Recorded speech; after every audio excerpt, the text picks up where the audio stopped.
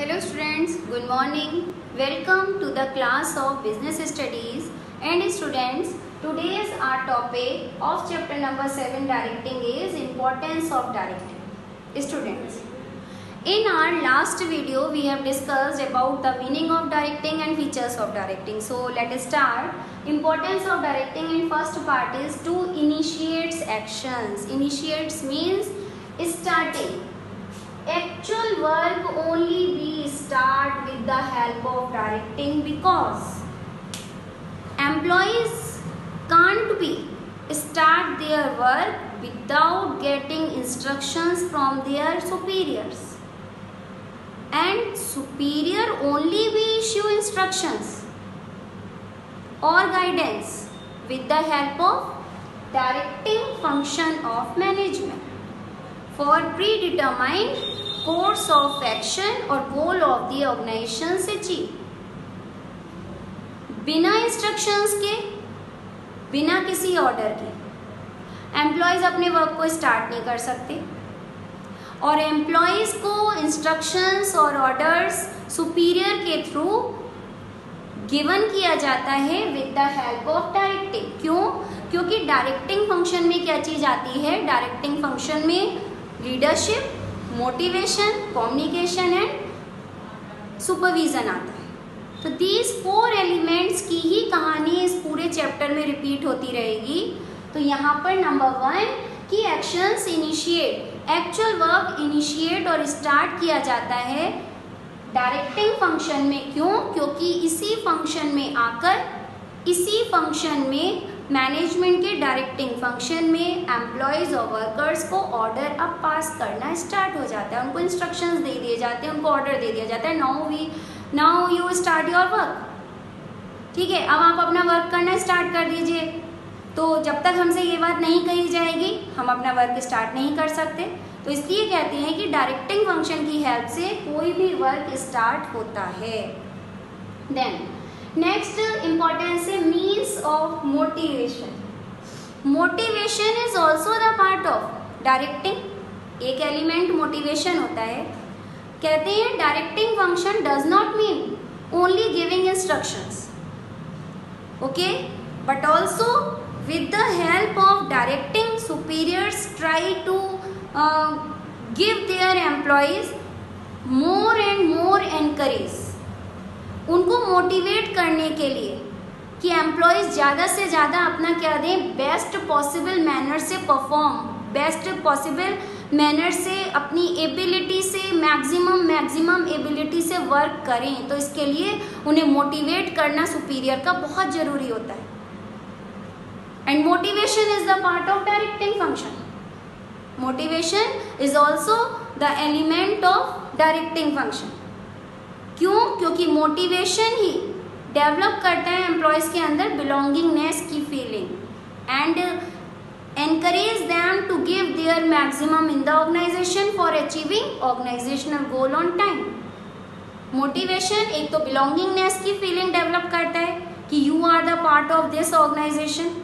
आप इस ऑर्गेनाइजेशन से अलग नहीं है, आप भी इसी ऑर्गेनाइजेशन का एक पार्ट है. तो आपको भी अपना मैक्सिमम इस ऑर्गेनाइजेशन को देना है, जिससे वो इनकरेज हो जाते हैं और अपना मैक्सिमम देते हैं, और जिससे हम ऑर्गेनाइजेशनल गोल को टाइम पर अचीव कर लेते हैं. तो means of motivation.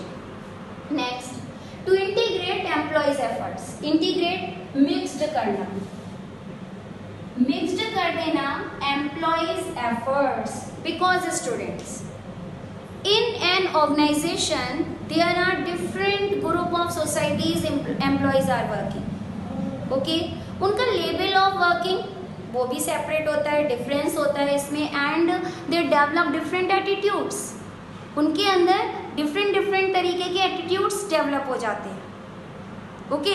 And they उनसे जो भी हम जॉब असाइन करवाते हैं वो भी क्या होती हैं, डिफरेंट होती हैं. कोई टॉप लेवल पर वर्क करेगा, कोई सुपरवाइजरी लेवल पर वर्क करेगा, लेकिन किसी का लेवल तो नॉन मैनेजरियल लेवल का भी होता है, ठीक है, जो प्लेटफॉर्म एरिया पे वर्क करते हैं, लेकिन उनकी सोसाइटी क्या है, अलग अलग है.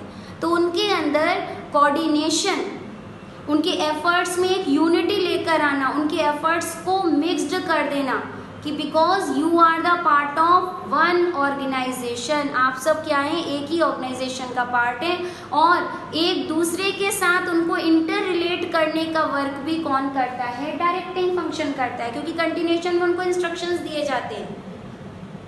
ठीक है, तो यहाँ पर मिक्स्ड कर दिया, इंटीग्रेट कर दिया एम्प्लॉयज एफर्ट्स। जितने भी एम्प्लॉयज वर्क कर रहे हैं, 1000 एम्प्लॉयज अगर एक फर्म में काम कर रहे हैं, 7000 एम्प्लॉयज, 10,000 एम्प्लॉयज कहीं पर काम कर रहे हैं, तो भाई एटीट्यूड तो डिफरेंट हो गई। तो उनके एटीट्यूड्स में क्या लेकर आना, एक कोऑर्डिनेशन होता है ना, कि एक दूसरे के साथ में क्या है, एक इंटीग्रिटी लेकर आना, एक दूसरे के साथ में इंटरडिपेंडेंसी बना देना, तो वो चीज क्रिएट करी जाती है with the help of directing function of management. Then next, bring stability and balance in the organization। तो यहाँ पर आपके सामने bring balancing in the organization और stability, ठीक है, क्योंकि अभी मैंने आपको बताया कि यहाँ पर डिफरेंट ग्रुप ऑफ सोसाइटीज़ के वर्कर्स वर्क करते हैं, एम्प्लॉयज़ वर्क करते हैं, तो उनका एटीट्यूड भी अलग अलग होता है। ठीक है, उनके लेवल ऑफ परफॉर्मेंस हर किसी का सेपरेट होता है, डिफरेंस होता है उसमें।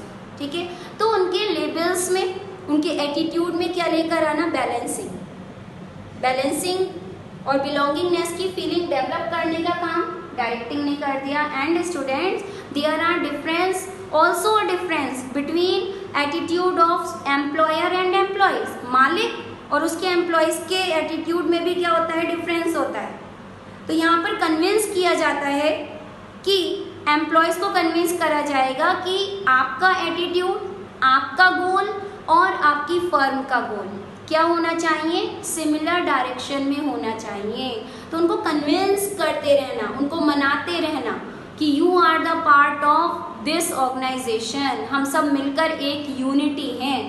ठीक है, तो यहाँ पर बैलेंसिंग करने का काम किसने करा, एम्प्लॉयर और एम्प्लॉयज़ के एटीट्यूड के बीच में, या फिर डिफरेंट ग्रुप ऑफ सोसाइटी के एम्प्लॉयज़ के भी एटीट्यूड में बैलेंस लाने का वर्क डायरेक्टिंग करती है। And next, to facilitates change को क्या करती है, with the help of directing changes possible बना देती है। With the help of directing each and every employee happily accept new changes in the organization, क्योंकि आपको पता है कि चेंजेबल फ्लेक्सिबल एनवायरनमेंट है, कभी भी कुछ भी चेंजेस आ सकता है। तो डायरेक्टिंग फंक्शन अपने एम्प्लॉयज को ईजिली कन्विंस कर लेती है कि that new changes are very beneficial for yourself, not only for organizational beneficial but it is also beneficial for yourself। तो इस तरीके से हम उनके माइंड को क्या कर देते हैं, मोल्डिंग कर देते हैं, घुमा देते हैं और फेवर में ले आते हैं अपने ऑर्गेनाइजेशन के, जिससे एम्प्लॉयज़ क्या करते रहते हैं, हमेशा न्यू चेंजेस को ईजिली एक्सेप्ट कर लेते हैं। यहाँ पर कोई रेसिस्टेंस नहीं होता, कोई मना नहीं करता किसी भी चेंज को एक्सेप्ट करने के लिए, क्योंकि बेटे प्रॉपर कम्युनिकेशन चलता रहता है और इसी प्रॉपर कम्युनिकेशन की वजह से हर एम्प्लॉय किसी भी चेंज को इजीली एक्सेप्ट कर लेता है। Now we will start elements of directing. तो स्टूडेंट, जैसा कि आपको मैंने बताया कि यहाँ पर 4 एलिमेंट्स ऑफ डायरेक्टिंग है, and today we are starting first element of directing and that is supervision. एलिमेंट्स of directing, and number 1 supervision। तो students, supervision over and ever watching, supervision means instructing, guiding, monitoring and observing the activities, the performance of the employees while they are performing in the organization। Normal supervision means क्या है, supervision means instruct करना, guidance देना, monitor watch करते रहना and observe करना, क्या चीज, while employees are performing in the organization, तो उनकी परफॉर्मेंस को, उनकी एक्टिविटीज को कंटिन्यूशन में वॉच करते रहना। ऑब्जर्व करते रहना, उनको गाइडेंस देना, इंस्पायर करना, ठीक है। This is the part of supervision. Now supervision is the combination of two words, super and vision. Super means over and ever. Vision means watch और see. Now आप इन दोनों वर्ड्स को मिलाकर सुपरविजन का मीनिंग अगर बनाना चाहें तो बना सकते हैं कि supervision means watching the activities, observing, monitoring the activities of the employees over and ever. हर तरीके से आप अपने एम्प्लॉयज, अपने वर्कर्स की एक्टिविटीज को सुपरवाइज कर सकते हैं, उनको ऑब्जर्व कर सकते हैं, मॉनिटर कर सकते हैं।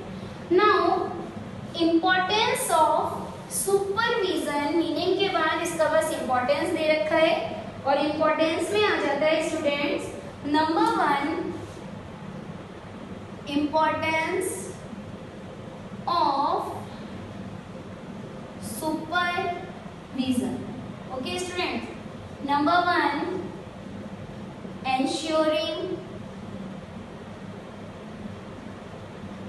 issuing of instructions,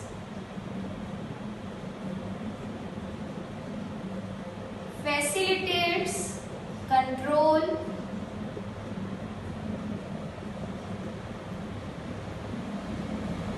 optimum utilization of resources, discipline, feedback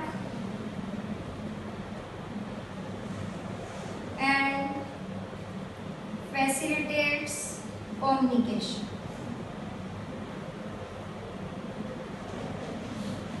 There are 6 importance of supervision. Number 1, ensures issuing of instructions. Okay, ensures issuing of instructions. तो सुपरवाइजर जो सुपरविजन एक्टिविटीज परफॉर्म करेगा वो कौन हो जाएगा? सुपरवाइजर हो जाएगा। तो supervisor ensure that each and every instructions have issue to each and every subordinates और एम्प्लॉयज। इस चीज की कंप्लीटली श्योरिटी ले लेता है अपने ऊपर सुपरवाइजर की हर तरीके का ऑर्डर पास किया जा चुका है किसके पास? हर एक एम्प्लॉयज, हर एक वर्कर के पास। Top and middle level only frame करते हैं प्लान को, बट दीज ऑर्डर्स इम्प्लीमेंट करने के लिए, ठीक है, वर्कर्स तक इश्यू करने के लिए हमें किसकी हेल्प लेनी पड़ती है? सुपरवाइजरी लेवल ऑफ मैनेजमेंट के थ्रू आप इन ऑर्डर्स को पास कर सकते हैं, इश्यू कर सकते हैं टू द वर्कर्स, ठीक है। तो ensures issuing of instructions. Then facilitates control. Control का मीनिंग क्या होता है? Control means find out deviations between actual and plan performance. तो यहाँ पर कहते हैं कि with the help of supervisor हम कंट्रोल को पॉसिबल बना सकते हैं। कैसे? कांस्टेंट और कंटिन्यूसली आप ऑब्जर्व कर रहे हैं, मॉनिटर कर रहे हैं अपने वर्कर्स को, उनका हर एक स्टेप बाय स्टेप चेक किया जा रहा है स्ट्रिक्टली। ओके, तो while they deviate from their plan, then immediately actions has taken by the supervisor. जब आप कंटिन्यूशन में उसकी हर एक्टिविटी को वॉच कर रहे हैं, मॉनिटर कर रहे हैं, कॉन्स्टेंट ऑब्जर्विंग और monitoring the activities of the employees in the organization, then if employees deviate from their plan, अगर वो अपने एक्चुअल प्लान से जरा सा भी डेविएट हो जाएगा, and immediate actions has taken by the supervisor, जिससे कंट्रोल पॉसिबल हो जाएगा, क्योंकि आप ब्लंडर नहीं होने दे रहे हैं। ओके, एक बहुत बड़ा ब्लंडर तो तब क्रिएट हो जाएगा, ब्लंडर तब होगा जब आप सिचुएशंस को टाइमली ऑब्जर्व नहीं करेंगे, तब पता चलेगा पूरा प्रोडक्शन बनके तैयार हो गया, अरे ये तो खराब बन गया। लेकिन अगर आप हर एक्टिविटी को वॉच करते रहेंगे, तो जहाँ पर देखेगा नहीं भाई तुमने ये प्रोडक्शन गलत करा है, आप अभी प्रोडक्शन स्टॉप करवा कर और उसको दोबारा से प्रोड्यूस करने का ऑर्डर दे सकते हैं। तो कंटिन्यूएशन में वॉच करना भी मस्ट है। Next, optimum utilization of resources. जैसा कि मैंने आपको बताया कि हम कांस्टेंट ऑब्जर्व कर रहे हैं। तो जैसे कि कैमरा अगर फैक्ट्री में लगा हुआ है तो वर्कर्स को भी पता है नहीं हमें कंटिन्यूएशन में वॉच करा जा रहा है, हमारी सारी एक्टिविटीज वॉच की जा रही हैं, तब उस कंडीशन में मिनिमम वेस्टेज होगी। क्यों? क्योंकि वो डिसिप्लिन में रहकर वर्क करेंगे और फर्म के रिसोर्स को बेस्ट पॉसिबल मैनर से ही यूटिलाइज करेंगे, जिससे वेस्टेज क्या हो जाएगी, कम हो जाएगी। तो कांस्टेंट ऑब्जर्विंग और मॉनिटरिंग की बहुत ज़्यादा वाली नीड होती है।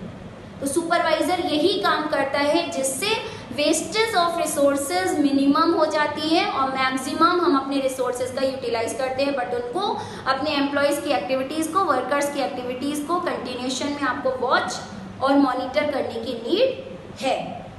Then discipline, if you observe continuously the activities of the employees, continuation में आप अपने वर्कर्स, अपने एम्प्लॉयज़ की एक्टिविटीज़ को वॉच करेंगे, then they must follow strict time table in the organization. और स्ट्रिक्टली स्टूडेंट्स टाइम टेबल को फॉलो करने पर you can also achieve your goals of firms goal on time. Effectively भी work complete हो जाएगा और एफिशिएंटली तो यहाँ पर हो ही रहा है। Efficiently maximum utilization of resources हो रहा है। और जब डिसिप्लिन में रहकर हम सिस्टमेटिकली वर्क करेंगे, स्ट्रिक्टली टाइम टेबल को फॉलो करेंगे, तब हम अपनी सारी डायरेक्शन, राइट डायरेक्शन में ही अपनी परफॉर्मेंस को कंप्लीट करेंगे और टाइमली हमारा वर्क भी, हमारा टारगेट भी अचीव्ड हो जाएगा। तो डिसिप्लिन ऑल्सो भी possible with the help of supervision, and supervision is the part of directing function of management. Now feedback में बताऊं वर्कर्स कैसी परफॉर्मेंस कर रहे हैं। Feedback just like a report होती है। रिपोर्ट, फीडबैक क्या होता है, एक तरीके की रिपोर्ट है और उस रिपोर्ट में क्या चीज होती है कि आपके वर्कर्स कैसा काम कर रहे हैं, जो कि आपके अप्राइजल रिपोर्ट प्रिपेयर होकर आपके टॉप लेवल पर जाती है। तो यहाँ पर आपने 3 लेवल्स ऑफ मैनेजमेंट पढ़ा है, top level, middle level and supervisory level. तो ये आपका डायरेक्टिंग और कंट्रोलिंग फंक्शन में बता दूं सुपरवाइजरी लेवल पर आता है। तो यहाँ से ये सुपरवाइजरी लेवल के बारे में आपको पढ़ाया जा रहा है, लोअर लेवल, ठीक है। तो सुपरवाइजर कैसे करता है, supervisory levels have direct link to their workers और एम्प्लॉयज। क्योंकि सुपरवाइजरी थर्ड लेवल के जस्ट बाद, लोअर लेवल के जस्ट बाद क्या स्टार्ट हो जाता है, वर्कर्स और एम्प्लॉयज का लेवल स्टार्ट हो जाता है। अभी तक तो मैनेजमेंट लेवल चल रहा था, ओके। अब उन्हीं एम्प्लॉयज के साथ डायरेक्ट कांटेक्ट किसका रहता है, सुपरवाइजरी लेवल का।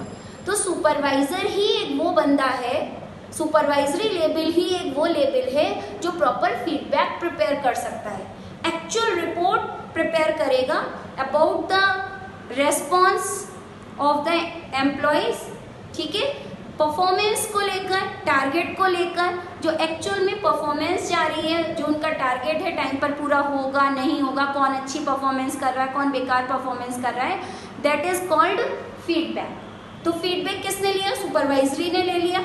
अब वो सुपरवाइजरी उसी फीडबैक के अकॉर्डिंग उसको फीडबैक को पहले पास कर देगा मिडिल लेवल, और मिडिल लेवल से वही फीडबैक कहाँ पर जाएगा, टॉप लेवल पर जाएगा। और इसी फीडबैक के अकॉर्डिंग हम अपने एम्प्लॉयज़ का अप्राइजल रिपोर्ट प्रिपेयर करते हैं और उसी अप्राइजल रिपोर्ट के अकॉर्डिंग क्या किया जाता है, उनको कंपनसेशन, उनको मोटिवेट करने के लिए, उनको आगे ज़्यादा से ज़्यादा अच्छी अपॉर्चुनिटीज़ ग्रैब अप करवाने के लिए उनका फीडबैक भी अच्छा और बेस्ट जाना चाहिए। तो इसके लिए हमें अच्छी रिपोर्ट तो देनी ही पड़ेगी। Then facilitates communication. तो स्टूडेंट्स मैं आपको बता दूं, ensures issuing of instructions and facilitates communication similar ही है। फैसिलिटेट्स कम्युनिकेशन में भी क्या करता है, सुपरवाइजर एंश्योर करता है कि ईच एंड एवरी इंस्ट्रक्शंस, ठीक है, पास किया जा चुका है क्या, to each and every employees के पास, ओके। अब इसमें फैसिलिटेट्स और इम्प्रूव्स कम्युनिकेशन में किस तरीके से आ जाएगा, यहाँ पर एक मैं डिपिक्टिंग करके दे सकती हूँ आपको किस तरीके से फैसिलिटेट कम्युनिकेशन होता है। तो यहाँ पर स्टूडेंट्स फैसिलिटेट्स कम्युनिकेशन के लिए there are management and here is supervisor and workers. Okay, this type of depicting.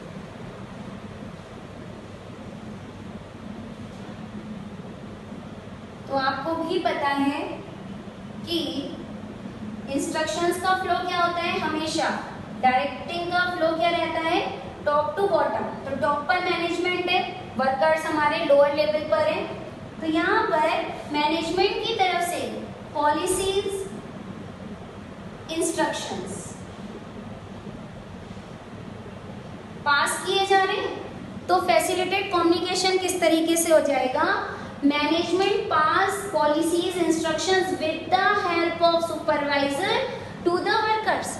Workers तक जो इंस्ट्रक्शंस, पॉलिसीज, ऑर्डर्स जा रहे हैं वो किसकी हेल्प से जा रहे हैं, सुपरवाइजर। यहाँ पे मिडिल मैन, लिंकिंग पिन बोलते हैं इसको क्या बोलते हैं, linking pin.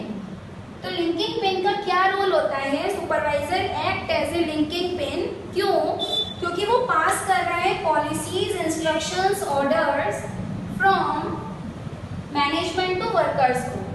And also supervisor act as a linking pin between workers and management because he also pass all suggestions, problems from workers to management, and that's way he or she act as a linking pin between workers and management. Okay students, now in our next video we will start next element of directing. Okay, thank you.